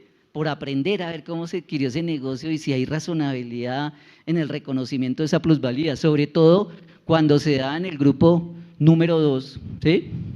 Y cuando estamos teniéndola en el estado financiero combinado, Porque en el consolidado uno la ve, pero en el combinado uno dice, ¿y qué pasó? ¿Por qué apareció en el combinado si es que el que combina, ahí no está la matriz, ahí no está el estado financiero de la matriz? En el consolidado sí, pero en el combinado no. Entonces, ¿de dónde salió esa plusvalía? Una adquisición de una sociedad, un negocio interesante, interesante conocerlo. Y esto es toda una muestra gratis realmente de todo lo que uno puede hacer con el estado financiero consolidado. Para terminar, se los dejo ahí. Si realmente estamos tomando los estados financieros consolidados para tomar decisiones, los estamos preparando y presentando adecuadamente para llevarlos a aprobación e improbación del máximo órgano social con toda la responsabilidad en reunión ordinaria, o lo estamos haciendo solamente porque las entidades de supervisión siguen molestando y pidiendo eso. Otra, el estado financiero combinado, y eso está dentro del trabajo que vamos a hacer dentro de las mesas, que ya son 500 o 600, y yo no sé si se regulan, si se detendrán ahí o seguirán. El año entrante podemos tener 1000, y ya no hay matrices en Colombia, sino todas en el exterior y todos estados financieros combinados. ¿Será necesaria o no esa regulación? Ahí terminamos esta corta presentación y vamos a trabajar de la misma forma como lo hicimos con el eje temático de sostenibilidad. Presentamos ahora el código QR para que ustedes también lo puedan escanear y vamos a trabajar de la misma forma. Alrededor de 2 o 3 preguntas muy sencillas que hay ahí. Hay una muy interesante y es, académicamente, con investigaciones, para mirar también realmente estrategias dentro de nuestros sectores, es muy interesante que nosotros podamos acudir a la información financiera de esto, ¿cierto? Exposición Eje temático 3. Supervisión con enfoque basado en riesgos de lavado de activos, financiación del terrorismo y financiamiento de la proliferación de armas de destrucción masiva y corrupción para proteger el tejido social y a las sociedades colombianas. Les hago esa invitación muy cordial para que por favor nos sigan, para que por favor, si están tomando fotos, están tagueando sus mensajes, lo pueden hacer etiquetándonos en nuestras cuentas de redes sociales. En Twitter nos encuentran como @ssociedades, igualmente en Instagram y en Facebook y en las demás como Super Sociedades, para que estemos muy activos allí en redes sociales. Ya hemos tenido la oportunidad de compartir con algunos de ustedes y los estamos etiquetando para que nos den me gusta y por favor sigan nuestras cuentas. Bien, a continuación vamos a dar inicio entonces al eje temático número 3, prevención de riesgos de lavado de activos, financiación del terrorismo y financiamiento de la proliferación de armas de destrucción masiva y corrupción. Vamos a invitar al escenario para que nos hable de este tema a Luis Javier Acosta. Él es abogado de la Dirección de Cumplimiento de la Superintendencia de Sociedades. Buenas tardes a todos, muchas gracias por venir, por acompañarnos. Esperamos que este ejercicio sea muy provechoso tanto para ustedes como para nosotros, por eso se trata de un trabajo conjunto en el que vamos a retroalimentarnos nosotros como supervisores y ustedes como interesados en el tema y algunos como supervisados. Entonces, como bien saben, una de las funciones más importantes que tiene la Superintendencia de Sociedades es promover la ética empresarial como una fórmula para el éxito en los negocios, o sea, así de sencillo. El que se casa con estas políticas y las aplica, pues está comprobado en el mundo que va a tener mejores oportunidades. Entonces, hoy vamos a hablar de un tema nuevo y es la convergencia regulatoria y también operacional en materia del SAGRI-LAF y el Programa de Transparencia y Ética Empresarial. Entonces, en primer lugar, entonces, tenemos que la corrupción se ha venido entendiendo o ha evolucionado legislativamente en la manera como la vamos entendiendo. Entonces, ¿por qué empezamos a hablar de convergencia regulatoria? Porque tenemos un SAGRI-LAF, por un lado, que previene en últimas pues conductas delictuales, ¿cierto? Lavado de activos, financiación del terrorismo, financiación de la proliferación de armas de destrucción masiva Y por otro lado tenemos los programas de transparencia y ética empresarial, que nos hablan del soborno transnacional y también engloban todas las conductas que se relacionen con corrupción. Entonces, el primer tema que vamos a tratar es por qué se viene manejando por separado, por qué si estamos hablando de un sistema de riesgos, por qué tenemos dos programas diferentes. Entonces, la pregunta, digamos, que nos surge es, ¿por qué si hay tantos temas en común entre ambos sistemas? Porque a veces sentimos que nos desgastamos haciendo o repitiendo una gestión frente a un tema y otra frente a otro. Entonces, digamos, en ambos sistemas tenemos tres pilares, que es tener una política de cumplimiento, una política enfocada al lavado de activos. En el otro sistema nos habla también de una política encaminada a la prevención del soborno transnacional y corrupción. Ambas manejan la figura de los oficiales de cumplimiento, ambas manejan su administración basada en riesgos, y en síntesis hay otros, digamos, como los roles que debe desempeñar la junta directiva o el máximo órgano, la presentación de informes a la superintendencia de sociedades, la presentación de informes del oficial de cumplimiento a su junta directiva, a su máximo órgano, que son puntos en común. Entonces, la pregunta ahí, si quieres correr la presentación, te agradezco. Entonces, la pregunta se responde yendo a los antecedentes históricos. Entonces, allí vamos a encontrar que estos sistemas tienen su motor, su punto de partida en la adhesión que tuvo Colombia a las 40 recomendaciones del GAFI a través de un memorando que fue firmado por allá por el año 2000, pero fue aprobado y se volvió obligatorio en el año 2008. Entonces, esa reunión que hubo en Cartagena, comenzando este siglo, este milenio, terminó con una ley en el año 2008 en la que Colombia dijo, listo, vamos a hacer obligatoria la aplicación de las 40 recomendaciones del GAFI. Todo esto dentro del contexto de lo que se llamaba en esa época el GAFI-SUT y ahora se llama el GAFI-LAT.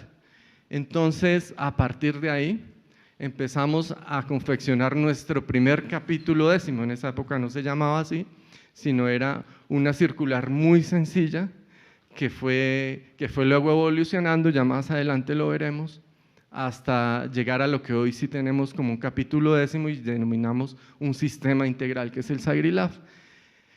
Por otro lado, entonces tenemos los programas de transparencia con un origen muy distinto, que es a través de la OCDE y cómo Colombia se fue preparando por allá a mediados de la década pasada, y se fue preparando, y como resultado de eso vino la ley 1778-2016, y en esa ley entonces viene un mandato para la superintendencia de sociedades para prevenir el soborno transnacional y fijar políticas de prevención.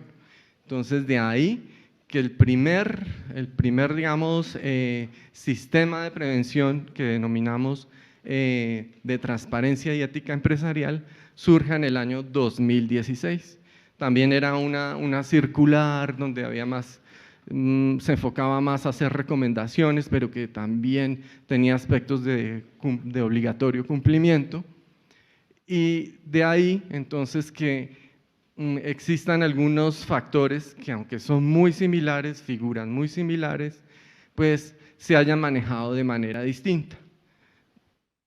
Pero ahora entonces tenemos la ley 2195 de 2022 que empieza a hablarnos de una posible integración, y así pues va uno vislumbrando, por ejemplo, el informe 75, que ya muchos de ustedes lo conocen, están esperando que salga para este semestre, en la que se va a integrar ese reporte de cómo está el estado del arte en cada uno de los sujetos obligados, y antes se manejaba por aparte, entonces era el informe 50 y el informe 52, entonces ahí se van dando esos pequeños pasos hacia esa integración. Pero entonces, Frente al SAGRILAF, entonces encontramos que luego de que se firma ese memorando de entendimiento y se aprueba la ley haciéndolo obligatorio, entonces al año siguiente, en el 2009, encontramos un manual de recomendaciones no obligatorias, que básicamente era una hojita tamaño oficio, de manera muy tímida se abordó el tema y se tomaron, creo que son como 6 recomendaciones que había hecho la UIAF y se las comunicó a las sociedades para que empezaran a tenerlas en cuenta, pero sin que fuera obligatorio. Solo fue hasta el año 2014 cuando ya se expide por primera vez un sistema ya, digamos, mucho más organizado, mucho más completo. Entonces, por primera vez aparece la figura del oficial de cumplimiento en Colombia. Pero entonces, este tema fue evolucionando. Entonces, para ese momento dependía del representante legal, o sea, era un oficial de cumplimiento subordinado a unas figuras intermedias, o podía estar dentro de un área determinada, tener un jefe, y en todo caso, su gestión llegaba hasta el representante legal. Ahí también encontramos ya un contenido obligatorio y claro, un régimen sancionatorio para quienes lo incumplieran. Luego, en el 2017, se expide una nueva circular, allí ya vamos a encontrar pues, un sistema mucho más organizado a través de elementos y etapas. Entonces, unos elementos para irnos indicando el camino para hacer nuestra gestión de riesgos y ya digamos que empezamos ya a hablar directamente de un sistema basado en riesgos, con un enfoque basado en riesgos tanto para el supervisor como para los supervisados. Se habló por primera vez de la independencia del oficial de cumplimiento, pero también digamos que todavía era un sistema que estaba todavía, que tenía pendiente todavía crecer mucho más, entonces por lo menos no existía la comunicación directa con su junta directiva o máximo órgano.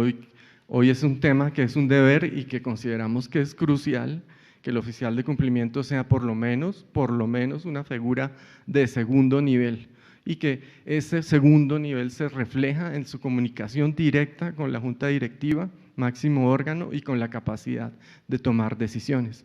Así existan comités de compliance o como quieran denominarlo en entes empresariales, tenemos en todo caso que respetar esa autonomía del oficial de cumplimiento porque pues debe administrar información y debe ser una persona muy eficiente en el manejo de información muy delicada para la generación de negocios, para la estabilidad de la empresa, etcétera.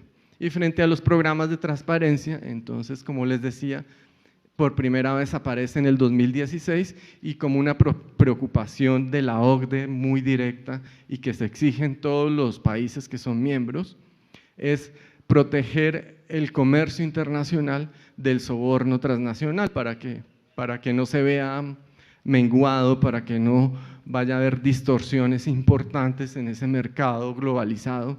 Entonces, y a ese soborno transnacional pues se le unió el tema de la corrupción, digamos, a un nivel local. Entonces ya encontramos temas asociados a la contratación estatal, a la entrega de donaciones, cuestiones de este tipo. Y ya en el 2021, entonces encontramos un nuevo capítulo en la circular básica jurídica, que es el capítulo 13, donde vamos entonces a encontrar muchas coincidencias con el capítulo 10, pero también muchas diferencias, que es también sobre las que queremos llamar la atención. Es decir, que aunque es posible la integración de los dos sistemas, no quiere decir básicamente que uno reemplace al otro. O sea, debemos tener en cuenta, además de las semejanzas, también las diferencias, porque si las dejamos por fuera, entonces vamos a dejar de prevenir unos riesgos o de hacer una debida diligencia de manera correcta e integral por pensar de pronto que el SAGRILAF reemplaza el programa de transparencia o lo contrario. Entonces hay unas cruciales o digamos diferencias claves que ya les vamos a comentar. Entonces, ¿qué nos dice la ley 2195? Ya vimos que había una divergencia histórica que nos llevó a manejar estos dos temas de manera por separado. Pero hoy la Ley 2195 nos lleva por un camino que consideramos es el correcto, y ustedes también ahora en las mesas nos comentarán si es así o no, y es que se permite la integración. Entonces vamos a poner a hablar esos dos sistemas. Ambos tienen una ventaja, y es que su enfoque es basado en riesgos. Entonces vamos a tener un eje fundamental para poder determinar esa integración, y entonces podemos remitirnos al artículo 9, el parágrafo 1 de esta ley, y allá palabras más, palabras menos, nos dice que las personas jurídicas que tengan implementado un sistema integral de administración de riesgos lo podrán articular con el programa de transparencia y ética empresarial. Entonces, si en una empresa ya tenemos un sistema integral que gestiona los riesgos de calidad, que gestiona cualquier otro tipo de riesgos de gestión, ¿cierto? Si encontramos el ambiente propicio dentro de nuestra reglamentación interna de la empresa, podemos hacer esta integración, y aquí tenemos el fundamento normativo. Esa integración es para los programas de transparencia, pero cuando uno revisa la Ley 2195, mete dentro del tema de la ética empresarial también al lavado de activos, la financiación del terrorismo y la financiación de la proliferación. Entonces tenemos una gran oportunidad para empezar a ejercer nuestra labor de oficiales de cumplimiento y de protección de la empresa de una manera más económica, ahorrando recursos y siendo más eficientes en la medida en que podemos enfocar mejor nuestra actividad. Entonces, vamos a tener en cuenta que el SAGRILAF tiene unas condiciones, el programa de transparencia tiene unas condiciones, y los otros sistemas basados en riesgos de gestión, de calidad, etcétera, también tienen sus propias particularidades, y ninguno va a reemplazar a otro, sino que va a ser parte de un engranaje, de un mismo engranaje que conformará nuestro sistema integral de administración de riesgos. Entonces, estamos hablando de una integración normativa, aquí haciendo una pequeña síntesis, que proviene desde organismos internacionales, desde compromisos internacionales a los que se ha acogido Colombia, que vienen del GAFI, del GAFILAT, por parte del SAGRILAF, por parte de la OCDE, del Programa de Transparencia, que nos habla de soborno transnacional y otros actos de corrupción, y todo esto entonces va a converger en un solo sistema si nosotros encontramos, como les dije, los medios propicios. Pero esa convergencia entonces no solo va a ser regulatoria, sino también va a ser operacional. Por favor, adelante. En este punto entonces vamos a ver cómo sería esa integración operacional. Ya tenemos claro que la Ley 2195 nos permite converger esos dos orígenes, esos dos caminos distintos. Entonces, en materia de debida diligencia, desde el punto de vista de los sujetos obligados, vamos a encontrar que ambos sistemas identifican a la contraparte, ese es su eje fundamental, sobre todo esto en materia de lavado de activos, en materia de financiación del terrorismo y de la proliferación. También es importante para estos sistemas, y los comparten, de tanto el Programa de Transparencia como SAGRILAF, conocer la estructura de la contraparte. Entonces, si pertenece a un grupo económico, qué grupo económico es, qué subordinadas hay, qué relación hay entre ellos, y el entorno de las transacciones. Entonces vamos a ver si nos están pidiendo que las hagamos en efectivo o que se las hagamos a un tercero, etcétera. Todo esto hace parte de la debida diligencia y lo comparten los dos sistemas. Entonces ahí vamos a poder hacer esa integración partiendo de los conceptos básicos de debida diligencia. También la debida diligencia intensificada no son excluyentes en los dos sistemas. Entonces sabemos que cuando estamos ante personas expuestas políticamente, pues tenemos que realizar una debida diligencia para conocer a nuestra contraparte, pero también hasta sus familiares, porque, por ejemplo, si se trata de una persona expuesta políticamente, tiene un cargo directivo en el Estado o es un político, y en esa medida es posible, o la costumbre nos ha demostrado, pues digamos que fatalmente, o sea, no es algo que se quiera, pero se usan a los familiares para ocultar, digamos, estas actividades inapropiadas. También entonces vamos a ver los países y regiones de alto riesgo, y la misma empresa va a definir cuáles son sus situaciones de alto riesgo, y a esas le va a dedicar un mayor esfuerzo frente a la realización de su debida diligencia.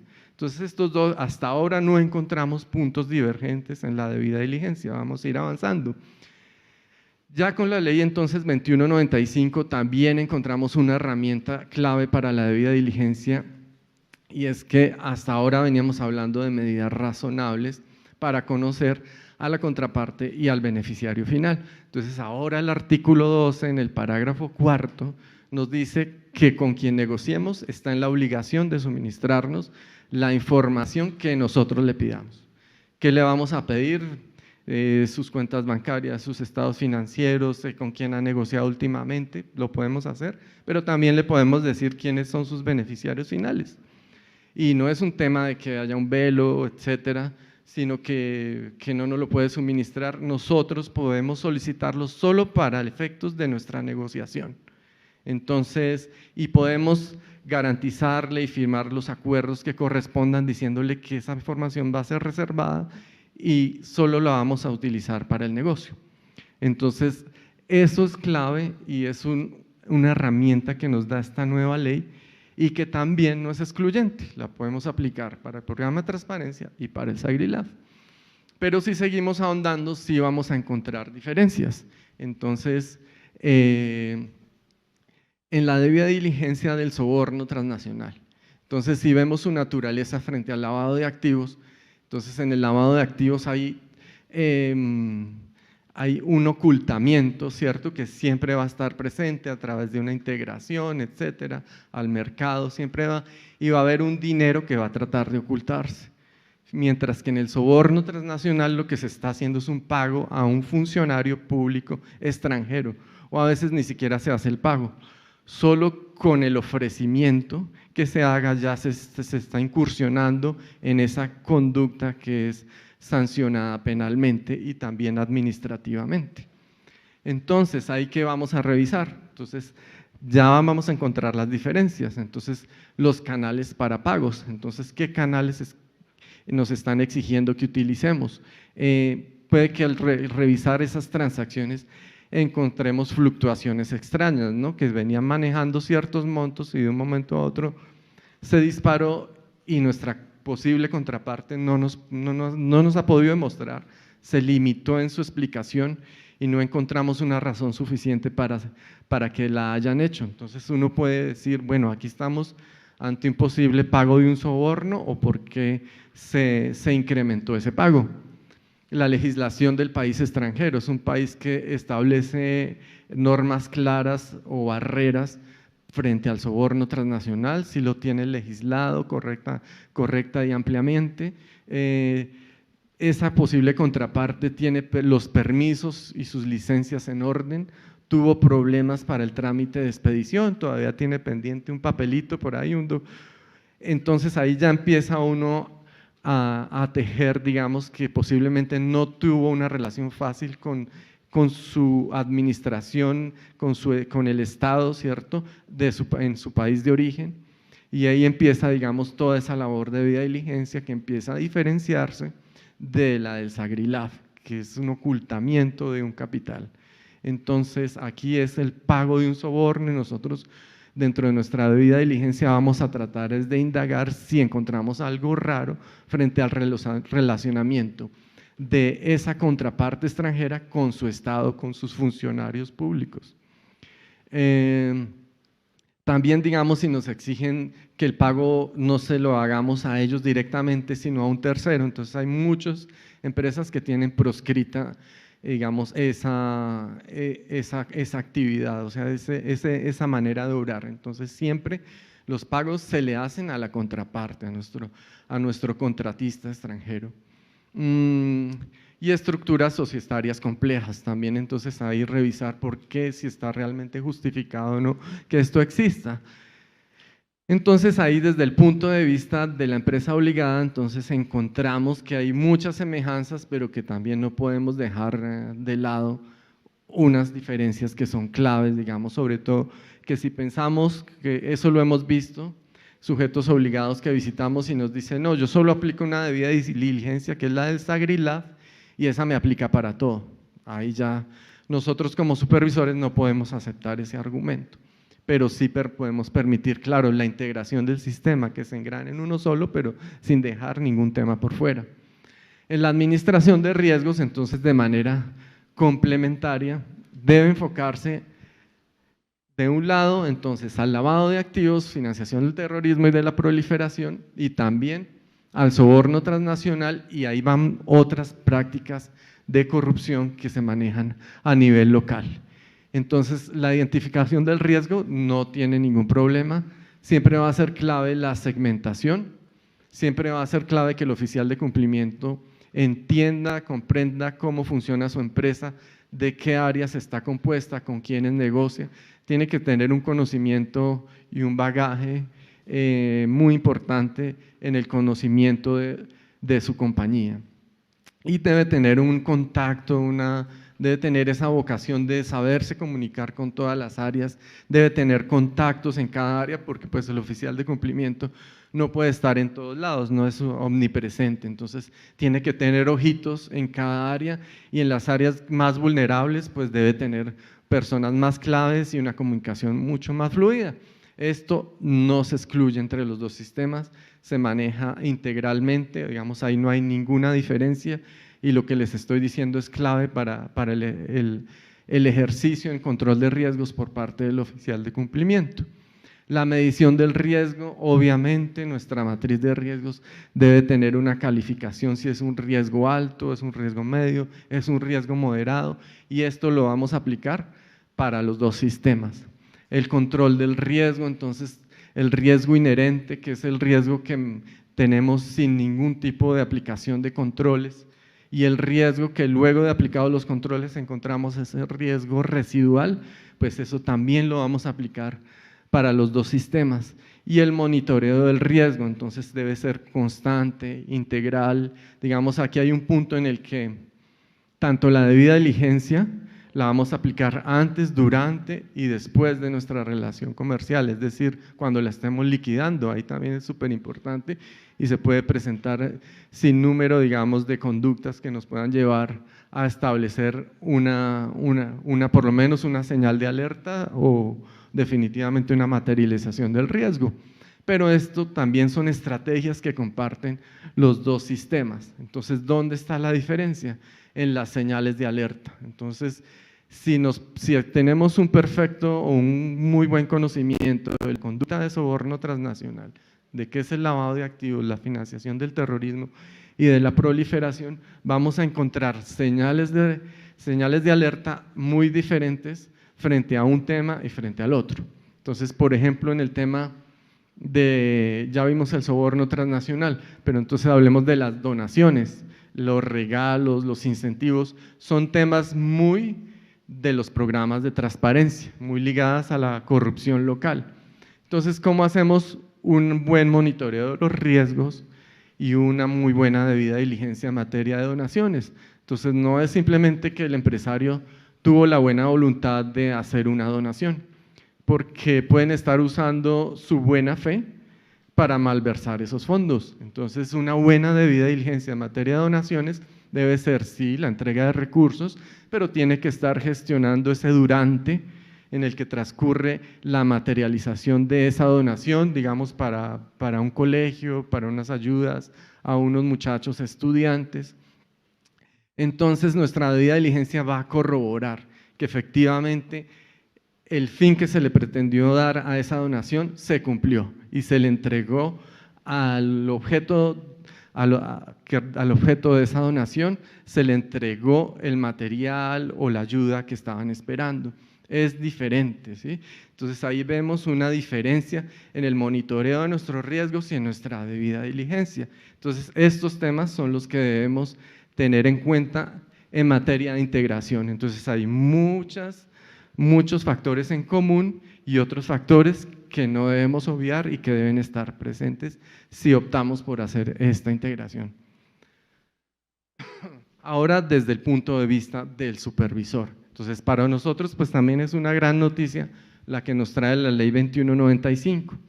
¿Por qué? Porque los dos sistemas manejan una lógica similar. Entonces, para definir los sujetos obligados, entonces nosotros empezamos por tomar nuestros numerales cuartos de ambos capítulos y ambos nos van a decir, si tienen un supervisor especial, déjelo quieto, ese es de su supervisor especial. Entonces, si es de la superfinanciera, supersalud, supertransporte, supervigilancia, pues los vamos a dejar con sus supervisores. Ahí hay que hacer un pequeño paréntesis, si me lo da el tiempo. Digamos, el MINTIC, la DIAN no son supervisores. Ellos vigilan, inspeccionan, vigilan, controlan la prestación de un servicio, pero ellos no son sujetos de inspección y vigilancia, control de una sociedad como tal. Y la DIAN también pues tiene sectorizado su sistema antilavado para ciertas actividades, no como un supervisor. En activos o ingresos, entonces ahí también encontramos en ambos sistemas unos umbrales muy parecidos y unos sectores también muy similares en los que vamos a definir quiénes son los sujetos obligados. Y ya viene entonces la diferencia. Entonces ya en el programa de transparencia vamos a encontrar que incluimos aquellas empresas que suscriban contratos con el Estado. Y si esos contratos individualmente o en conjunto suman más de 500 salarios, entonces debe implementar un programa de transparencia en las condiciones que allí se disponen, ¿no? Entonces vamos a encontrar que para las pequeñas empresas solo les vamos a exigir una administración de los riesgos de corrupción, no una aplicación integral de un programa, porque son pequeñas empresas y tienen la liberalidad para implementar estos sistemas de una manera eficiente, pero tienen la liberalidad para determinar quién lo va a hacer y de qué manera. En el SALIGRI-LAF encontramos un régimen de medidas mínimas, ahí está ya digamos un poquito más estructurado, pero también está dirigido a pequeñas empresas. Y encontramos unos sectores especiales que casi por el solo hecho de dedicarse a esa actividad deben implementarlo. Hay unos márgenes muy pequeños de haber realizado transacciones de más de 100 salarios mínimos, etcétera, pero realmente son márgenes muy pequeñitos, casi simbólicos, para las compañías de libranza, para las APAC, multinivel y factoring. Entonces también desde el punto de vista del supervisor, para nosotros también es un tema ligado a la economía y a la eficiencia.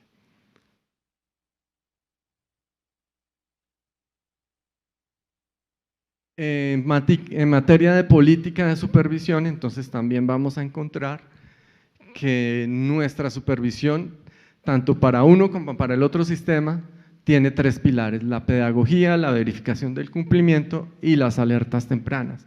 Entonces, en la pedagogía, anualmente definimos un plan de capacitaciones, vamos a las empresas virtualmente o en eventos como estos, promocionamos el contenido, las condiciones de nuestro programa y la importancia.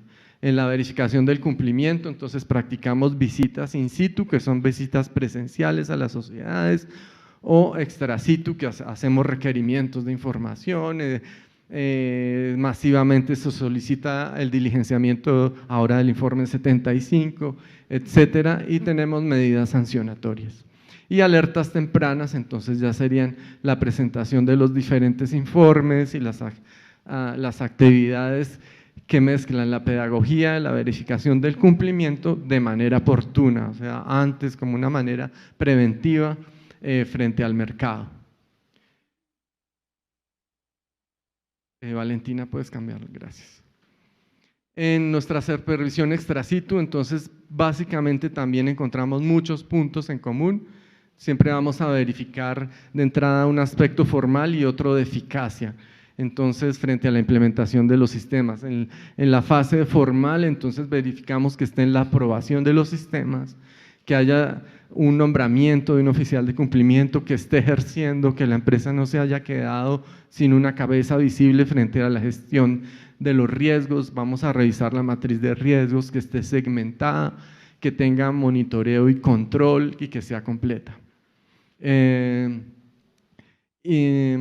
el tema de divulgación, entonces ya nos vamos metiendo más en la eficacia, entonces verificamos cuál es el contenido de esas capacitaciones, no solo cuántas se han dictado y a cuántos se ha llegado dentro de la organización, sino dentro del contenido de esas capacitaciones encontramos los elementos claves de nuestro sistema, que es como por ejemplo en el SagriLab, que la gente sepa en la empresa qué es una operación sospechosa, qué es una operación inusual, qué es un reporte a la UIAF.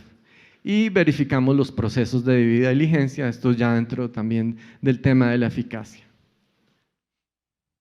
Las falencias entonces comunes a ambos sistemas, a aplicar sistemas de prevención del grupo empresarial, son temas similares, la interferencia en la comunicación directa del oficial de cumplimiento, para nosotros este tema es muy clave, que empiece dentro de esa cultura de cumplimiento a afianzarse la idea de que el oficial de cumplimiento es una figura de alto nivel y que asimismo dentro de la organización debe ganarse ese espacio.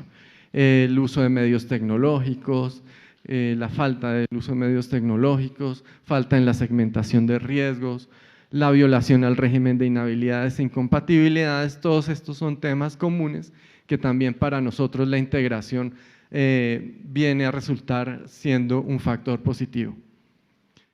En el régimen sancionatorio, pues tenemos la misma lógica, a pesar de que una parte de la recomendación 35 del GAFI en el que dice que deben existir sanciones ejemplares, entonces también la OCDE a través de la ley 1778 y de las directrices que ellos nos dictan, dicen debe haber sanciones que sean disuasivas, pero nosotros les aplicamos, digamos, como una última ratio, como una última opción. Las sanciones hasta 200 salarios mínimos en ambos casos, para ambos programas son las mismas, y el procedimiento que aplicamos es el del CEPAC, y ahí se respeta el debido proceso.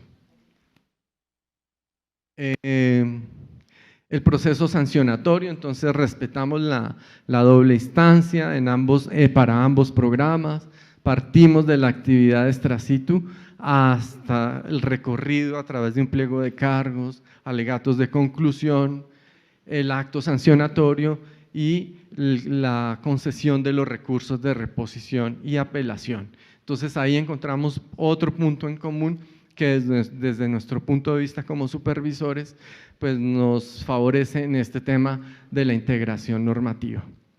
Y por último, entonces como conclusión, gran conclusión, encontramos que partimos de una lógica individualista en la que existieron docentes que partieron de momentos distintos, que la ética muchas veces se entiende desde el punto de vista de obrar correctamente como individuos, pero no como colectividad, y gracias a estos programas empezamos a hablar ya de una ética social y de una cultura de cumplimiento. Entonces son una serie de valores que todos compartimos en el sector empresarial y también como ciudadanos, y nos lleva a que podamos hacer una mejor identificación, una mejor focalización de cuál es el comportamiento más productivo, más favorable para nuestras organizaciones empresariales. Si tenemos muchas normas dispersas,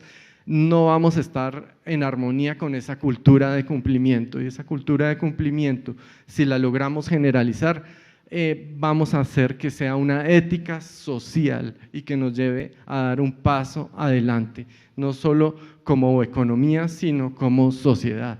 Y en esa medida, el poder sintetizar estas reglas de la manera más sencilla nos va a llevar a fortalecer esa cultura de cumplimiento. Y pues esta era la presentación que le teníamos a ustedes desde nuestra dirección de cumplimiento, y muchas gracias a ustedes.